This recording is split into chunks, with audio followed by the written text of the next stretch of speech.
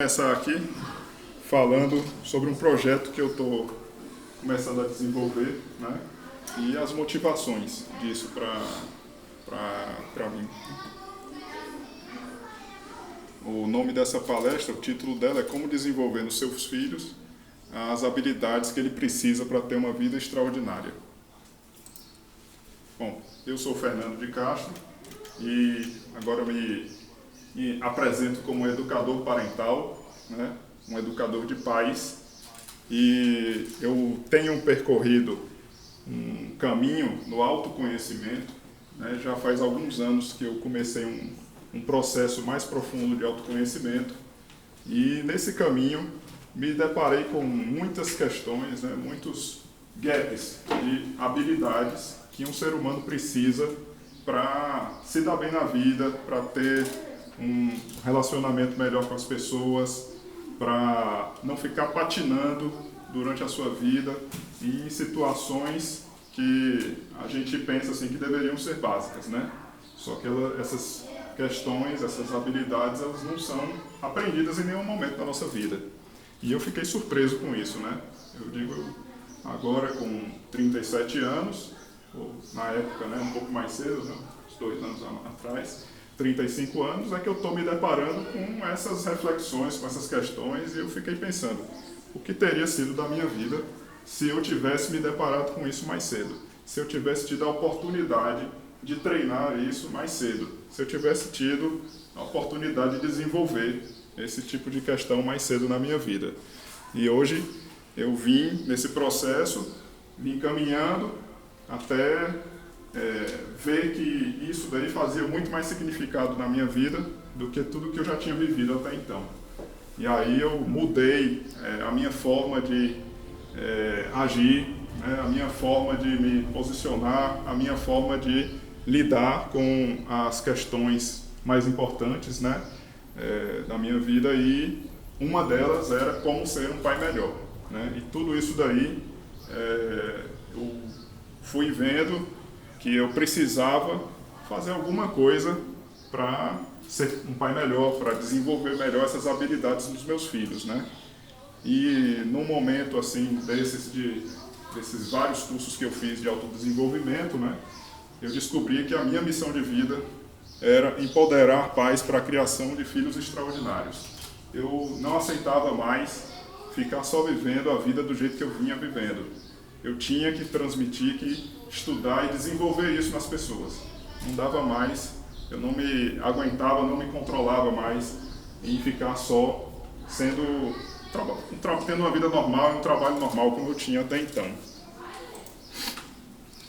E aí eu comecei a refletir, né, nesse processo. E o que seria de nossas vidas se nós tivéssemos desenvolvido bem essas habilidades, né? Se nós tivéssemos passado mais tempo nos dedicando a isso, ao invés de nos dedicarmos a outras questões na nossa vida, né? Se a gente tivesse desenvolvido a arte do relacionamento, né? Se tivéssemos aprendido desde jovem a construir bons relacionamentos, né? A conviver bem com as pessoas, né? O que teria sido das nossas vidas se isso fosse treinado mais cedo, se isso fosse desenvolvido mais cedo? E a gente cansa de ver, às vezes, pessoas por aí que têm problemas no trabalho, que não conseguem se relacionar bem, aquele tipo de pessoa que é nociva, e a gente fica pensando, né, por que essa pessoa não aprendeu esse tipo de conhecimento que eu só vim descobrir depois de 30 e poucos anos de idade, né? Se a gente tivesse aprendido um pouco mais sobre como passar nossa ideia para as pessoas, como nos apresentar melhor. É o poder do storytelling. É uma palavra que está surgindo assim meio americanizada, né? Mas de uma forma mais comum, ela é a retórica, né? É o poder de contar histórias para pessoas e conseguir motivar as pessoas, conseguir explicar bem as suas ideias, né, de maneira que as pessoas se sintam mais interessadas no que você tem a dizer. E eu canso também, depois de, claro, de ter contato com esses conhecimentos, eu canso de ver maus exemplos no mundo. E recentemente eu participei de uma palestra que uma pessoa estava falando sobre a necessidade de as pessoas praticarem exercícios físicos, né? E ele estava com um trabalho com idosos, né? E foi muito interessante a palestra dele. Ele falou sobre esse trabalho e ele tinha um material muito bom, realmente. Ele tinha vídeos dos idosos que ele atuava, do antes e depois. E um dos vídeos era uma obra-prima para ser usada e para impactar aquelas pessoas que estavam assistindo a palestra para saírem dali já correndo, né? E ninguém foi tocado, ninguém foi emocionado. O idoso, que já tinha uns 80 anos, se eu não me engano, ele aparece no primeiro vídeo, no dia que ele chegou para trabalhar com esse profissional, e ele quase cai. Ele dá 2 passinhos e começa a cair, ele para a gravação do vídeo para segurar para o idoso não cair. Já no segundo vídeo, o idoso está correndo na rua com a filha, e eu fiquei, nossa, esse material é bom demais, né? Isso daí dá uma história fantástica, era para as pessoas saírem chorando daqui. E na verdade ninguém sentiu nada, ficou meio apático e todo mundo foi embora tendo uma imagem e depois outra, e não foi tão emocionante assim, né? Então, o que essa capacidade não teria feito da vida dessa pessoa, desse profissional? Ele quer divulgar o seu trabalho para o mundo, ele quer motivar as pessoas a fazerem alguma coisa.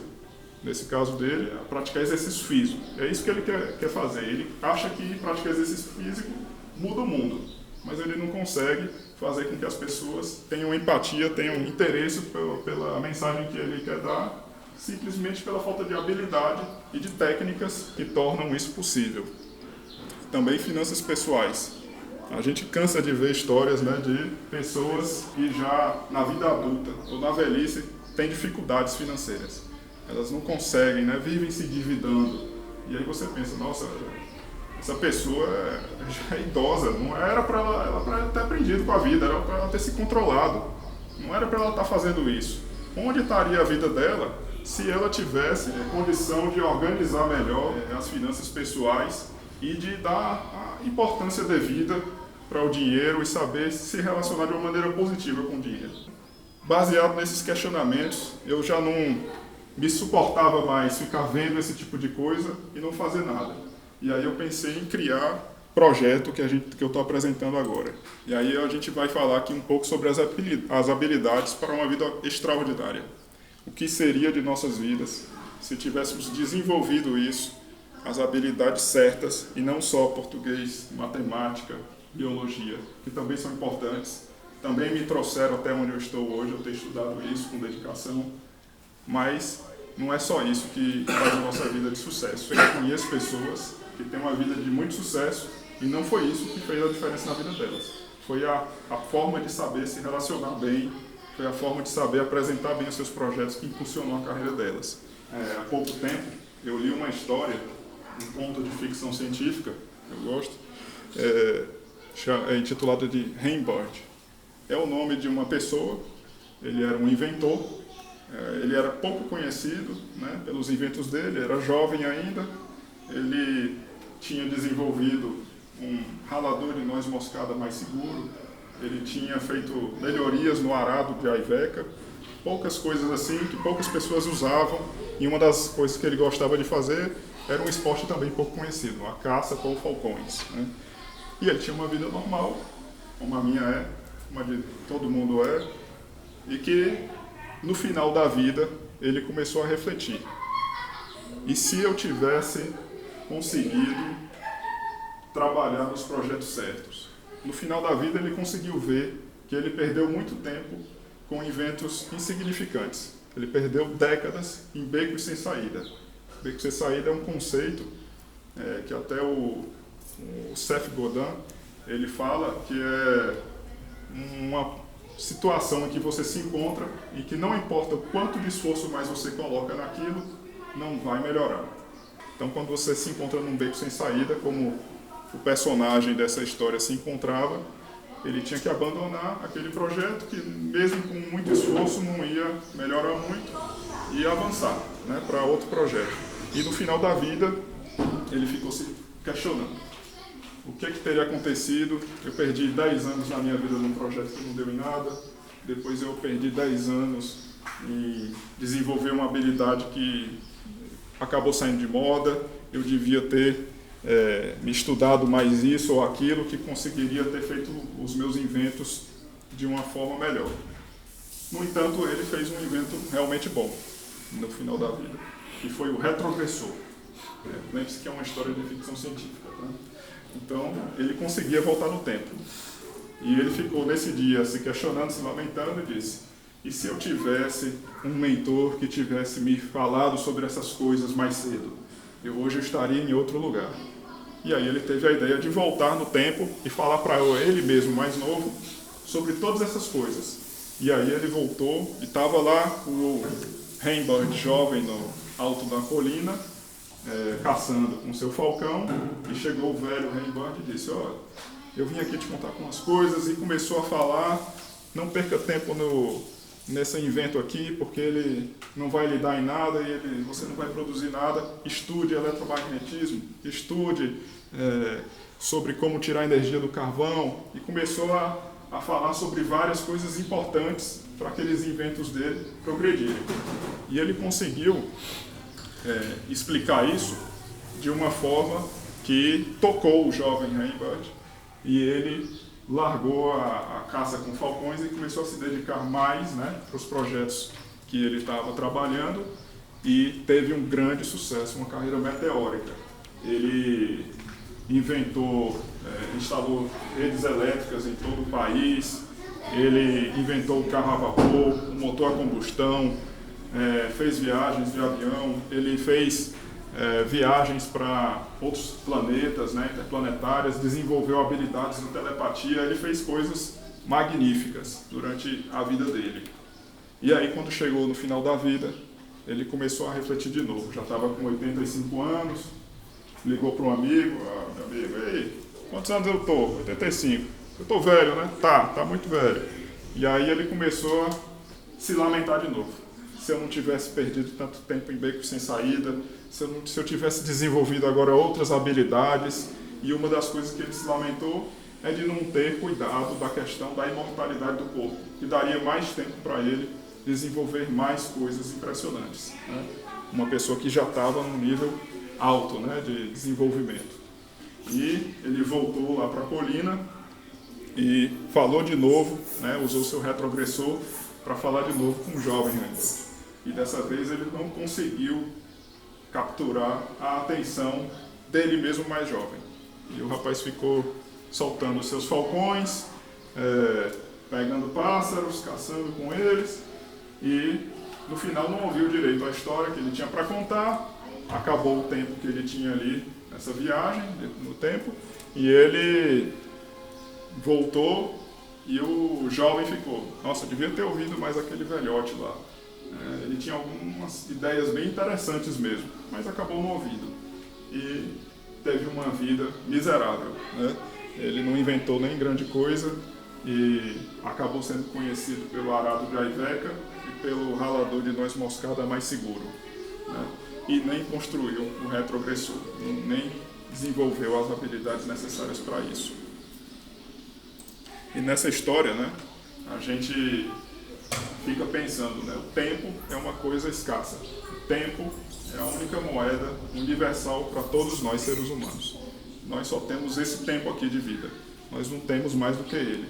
Então a gente não pode desperdiçá-lo passando tempo vendo questões menores ou se preocupando com coisas que não vão dar resultado na nossa vida, ou deixando de desenvolver certas habilidades muito importantes para a nossa vida. E eu comecei a refletir: a gente tem que fazer isso, e a gente tem que começar isso cedo. Quanto mais cedo a gente começa a desenvolver uma habilidade, mais a gente fica bom nisso. E aí a gente tem que...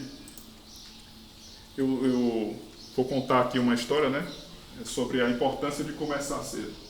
Eu hoje estou aprendendo a jogar tênis, e está bem difícil, Comecei em setembro do ano passado, faz poucos meses, ainda não faz um ano, e está bem difícil, E lá eu encontro alguns adolescentes jogando, E eu perco de lavada para eles.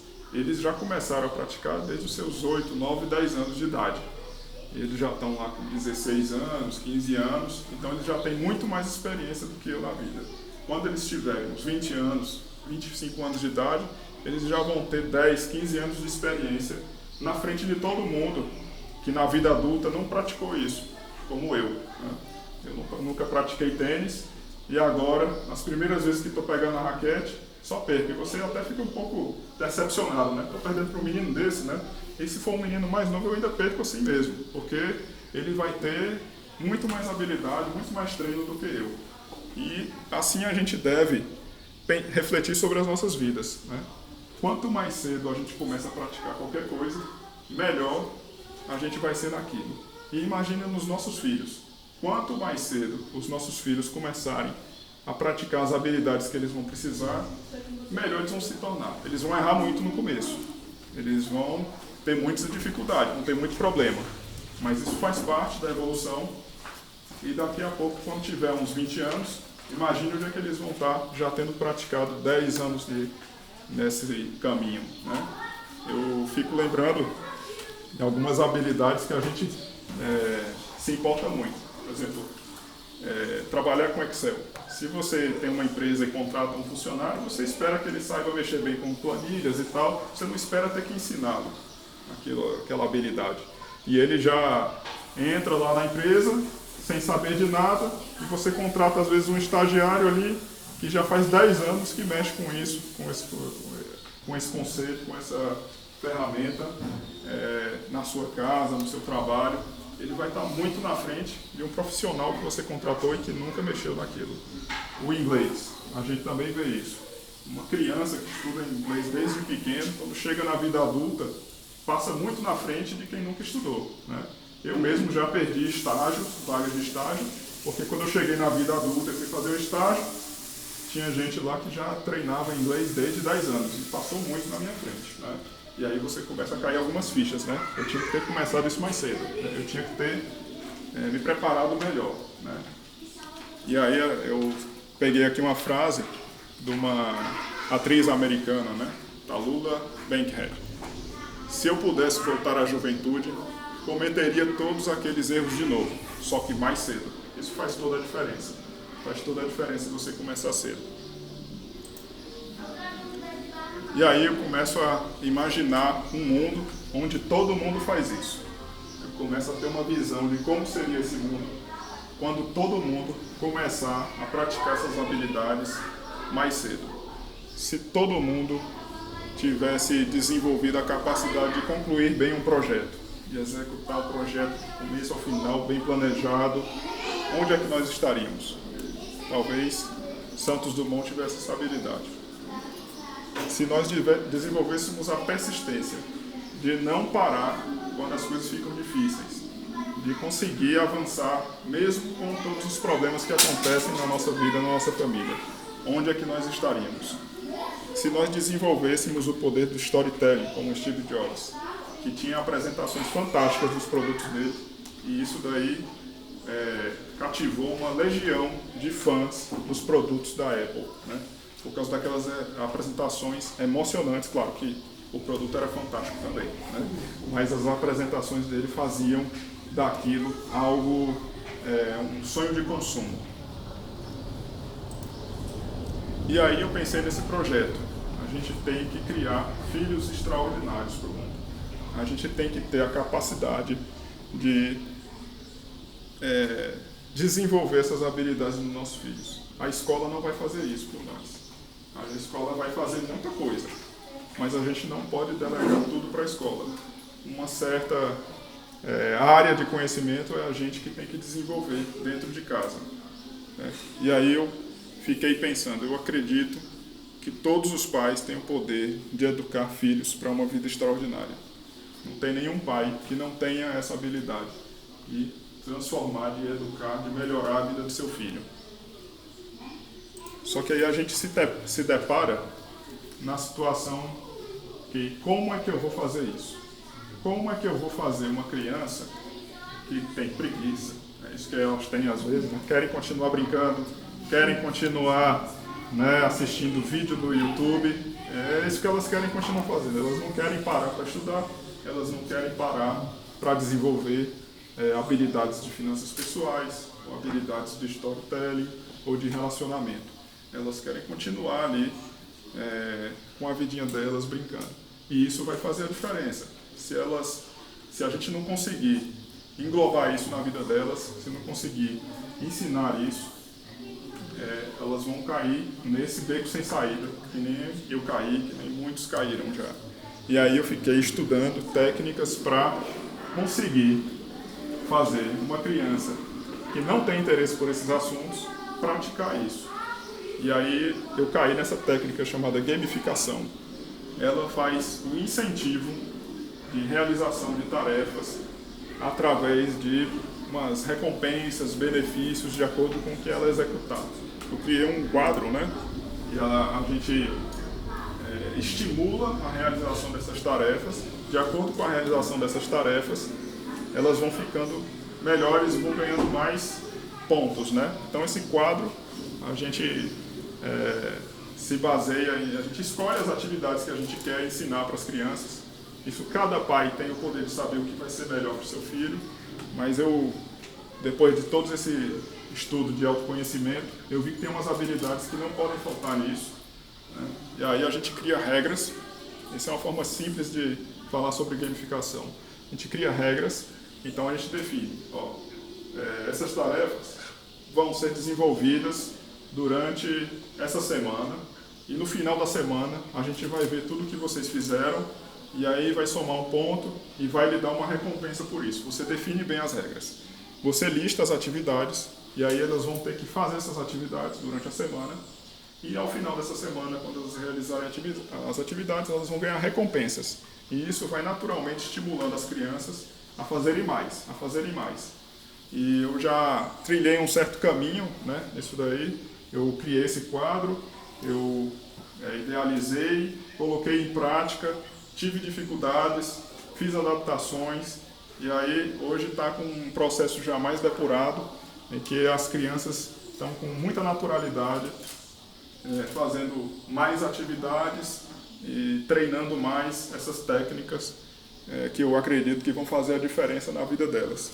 Um estudo que eu li recentemente fez uma pesquisa com 311 adolescentes, quase metade deles eram infratores, né? Já tinham caso de passagem pela, não é polícia, né, que eles passam, mas foram, né, detidos, né? E metade não, eram jovens não infratores. E nesse estudo, um percentual que saltou muito, né, foram feitas várias perguntas, claro, analisadas várias situações, né, como é que era a família da criança, né?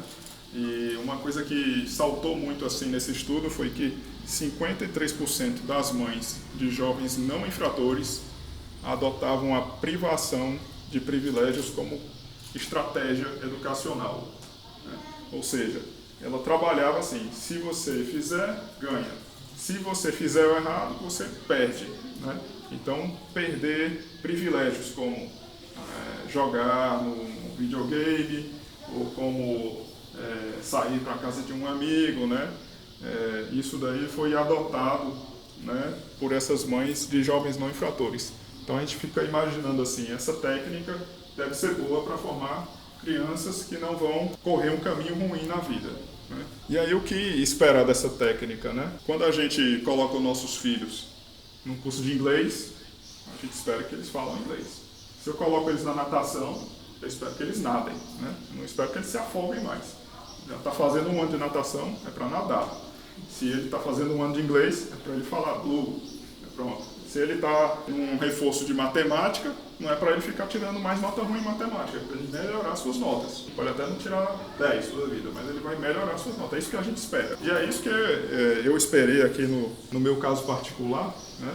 Os meus filhos entraram numa aula de música, o Vinícius toca bateria, a Júlia começou a tocar teclado, e eu não esperei que a bateria e o teclado que eu comprei para eles, e que foi um investimento alto, se tornasse um varal, né, de roupas, né? Como a gente conhece alguns objetos na nossa casa, né, que às vezes acabam assumindo esse papel, né? Então, eu disse, eu tenho que estimulá-los a tocar música. No começo foi bonitinho, foi legal, eles gostavam, eles queriam ficar tocando bateria, via todo mundo, batia palma, era legal, né? Só que depois começou aquela velha preguicinha infantil, né? Eles não querem, eles queriam ficar jogando, aí eles, pai, vai tocar a bateria, não.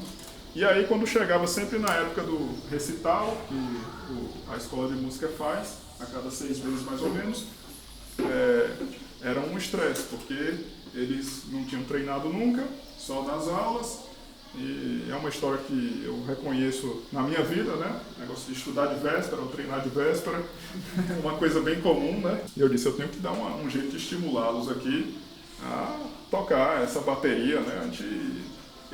Não era só por causa do investimento, que já tinha sido alto, mas também porque eles gostavam. E era falta de perseverança, era falta de querer parar 5 minutos para treinar aquilo todo dia, né? Não era outra coisa. Não era só falta de aptidão ou falta de gostar daquilo não. E aí eu desenvolvi isso e coloquei isso dentro do quadro. Eu digo, quando eu pesquisei essa técnica da gamificação, eu disse, eu vou treinar isso daqui dessa forma. E hoje em dia, a vida mudou completamente, nesse aspecto e em outros, né? Eu já adoto há algum tempo, né, essa estratégia e essa técnica, e hoje em dia a rotina já é outra. Então, todos os dias, eles treinam 15 minutos. O Júlio teclado e o Vinícius bateria. Todos os dias eles treinam 15 minutos. Inclusive sábado e domingo, que não é nem obrigatório, só porque eles vão ter mais recompensa se eles se esforçarem mais. No final, na hora da apresentação do recital, que foi nessa quinta-feira, foi excelente. Não erraram nem um minuto. Até no meio da música, a baqueta do Vinícius caiu, mas ele pegou de novo e continuou tocando, ninguém nem percebeu, né, que não estava prestando muita atenção nele, nem percebeu, estava olhando a banda toda tocar, né, nem percebeu isso, né. Então, deu mais confiança para aquele momento, ele ter treinado mais. Isso aí é natural, né, é até óbvio. Outras coisas, né, os meus filhos hoje chegam em casa e aí já tem uma relação de atividades lá naquele quadro e eles já saem logo matando tudo, que é para ficar mais tempo com tempo disponível para brincar, né, para fazer as outras atividades deles, né. Então, eles vão seguir o que estão lá. A tendência é isso evoluir. Então, daqui a pouco, algumas atividades que estão ali não vão mais fazer sentido, são muito infantis, como escovar o dente todo dia. Daqui a pouco isso não vai mais fazer sentido para a vida deles, ficar cobrando isso. E eles vão ter que colocar atividades maiores, né? Uma das atividades que eu já estou colocando é eles fazerem uma apresentação por semana, que é para justamente treinar essa técnica de storytelling. E aí depois da apresentação, a gente, né, vai dando uns retoques, dizendo, você devia falar dessa maneira, devia fazer mais assim, que aí a história fica mais interessante e aí vai passando isso. Imagine quando eles tiverem 10 anos praticando esse tipo de coisa, né? Onde é que eles vão chegar? E agora eu queria trazer uma reflexão, né? É uma frase de Samitiba. A educação não pode ser delegada somente à escola. Aluno é transitório, filho é para sempre. Então é isso que nós pais temos que sentir. A gente tem que se encarregar disso. A gente não pode só esperar que alguém faça por nós, porque senão eles vão ter uma vida talvez comum, talvez miserável. Vai depender da sorte de cada um, vai depender do autocontrole, da automotivação que cada pessoa vai ter. E aí ninguém sabe onde é que isso vai parar. A gente tem que assumir esse controle e estimular isso nos nossos filhos.